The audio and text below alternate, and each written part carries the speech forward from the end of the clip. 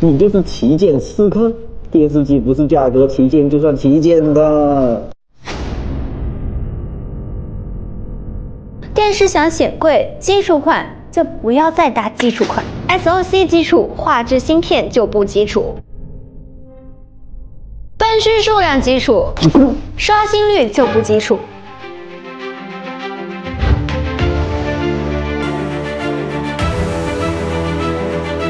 面板基础，抗反射能力就不基础。你给我欺人太甚了！你这样说我很难办的，因为我习惯了配置不基础，价格倒是基础。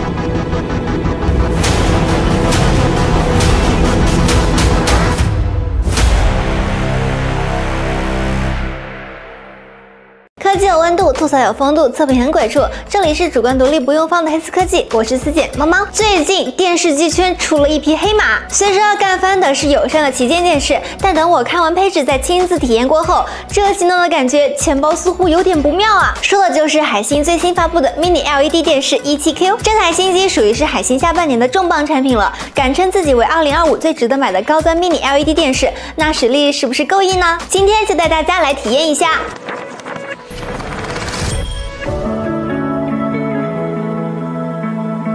海信 17Q 作为17N Pro 的升级款，走的也是高端路线。正面窄边框全面屏沉浸感还挺强，背面全屏支持挂墙，侧面配备4个满血 HDMI 2.1接口。我觉得海信高端线产品和友商打出差异化，又或者说含金量最高的地方，在于它的自研画质芯片。就像手机品牌想冲高有个门槛，就是得拿出自研的东西。海信走的也是这条路子。有独立画质芯片的电视，就像有独显的电脑。17Q 上的信星 AI 画质芯片 H6 超频版要类比的话，差不多像是电脑里 RTX 5080的 level， 那超频又提升在哪儿呢？主要是2点，一个是控光精度提升16倍，另一个是原生4K 的刷新率冲上了170赫兹。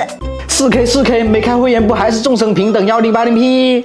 你看你又急了，没开会员只能看低芯片这事儿，其实在之前的信息 H6上就有救了，不就是开赛下饭的事儿吗？10倍让你看电影就强化 HDR 效果和暗场细节，10倍让你看球赛就优化球场草地和减少拖影。总之就是智能识别画面内容，对清晰度、对比度、色彩都进行实时优化。那些在网盘里扒的被压缩的跟打了码似的流媒体视频也有救啦。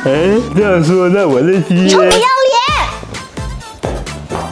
那些直播网课是不是也能变清晰了？除了像上面那样对质量参差不齐的视频内容进行 AI 超清晰解构，我觉得跟这次控光精度提升打配合最爽的是 AI 人眼景深追焦。毕竟无论追剧档还是综艺档，人脸特写都是高频画面，也是比较容易出现色彩失真的场景。现在控光精度提升，光影层次和过渡就更自然了。识别人物肤色和脸部光影进行优化之后，没有偏红也没有过度美化带来的假面感，比较逼真通透，人脸就显得更立体好看啦。用 17Q 给小姐妹安利idol，就不怕她说我有恋丑癖了。不过光有最强大脑也不行啊，面板也得靠谱是吧？像我们摄影棚现在布了这么多灯，电视机开机后也没有很明显的反光，0秒就能猜出这新机肯定用的是海信黑曜屏 Pro， 1.8%低反射率优势还蛮明显的，既能吸收外界的大部分光线，又能保证画面清晰度、对比度和通透性。如果环境光线没有强烈到需要雾面屏来消除镜面反光的话，黑曜屏 Pro 会是更好的选择，对于绝大多数家庭来说都很够用啦。除了能很好的抗反射，还能让画面变得更深邃，但想让动态范围更鲜明、更立体，也得有高亮度，让画面亮得上去才行。我们这台85英寸版本瞬时峰值亮度是5200尼特，稳定峰值亮度也有3800尼特。后者虽然大家可能比较少听到，但实际上却很重要。你想想看，比如日出这样的延时作品，除了在日出瞬间要够亮，在整个太阳升起的过程中，也得持续 hold 住高光细节，那才够震撼。这么高亮度，那要是我连电视打机被对面投个闪光弹，岂不会亮瞎我的狗眼？你放心，17Q 内置的 RGB 光感传感器是能够自动识别光明暗来智能调节亮度的。你的豪宅采光够，它会自动提高亮度，让你看得清。如果你喜欢晚上沉浸式打机，自然也会给你调低亮度，让你不用戴墨镜也能亮。说到明暗，因为我们提到控光主要看控光分区，在我们这台85英寸的版本上，17Q 给到了3500个分区，在同档里数量很顶了。再加上 AI 画质芯片的把控，该亮的亮，该暗的暗，尤其是看电影经常遇到的黑底白字幕场景，光晕控制都是比较好的。要上强度的话，这种黑白配画面就不能错过了。实际显示还是能做到精确区分，白人朋友不过曝，黑人兄弟的表情细节也能看清。这下展昭终于能看清包大人脸色形式啦。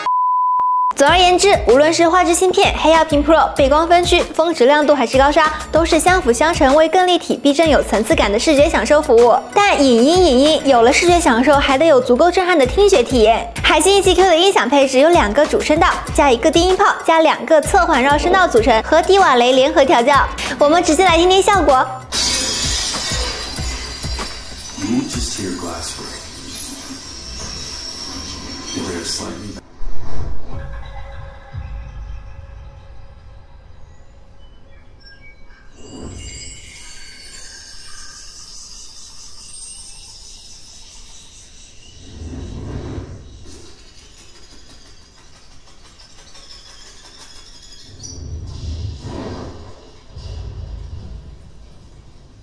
我觉得有侧环绕音响打辅助，声音的沉浸感明显是更强的，有被包围的感觉。一些比如脚步声、枪声之类有明显方位感和移动轨迹的音效都还原的比较好，能给到我临场感。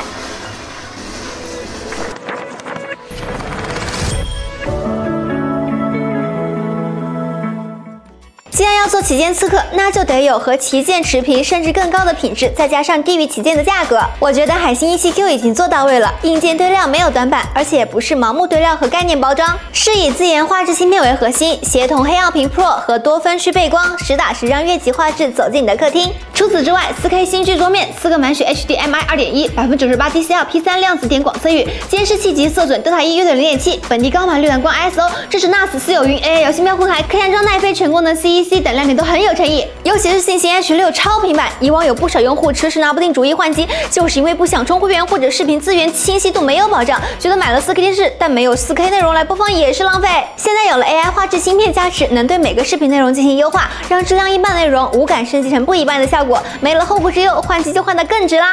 好啦，本期海信 E7Q 的体验就到这里，欢迎大家在评论和弹幕留言讨论。拜拜4姐再见，求点赞，求关注，求转发，谢谢观众支持，看到最后，我们下期再见。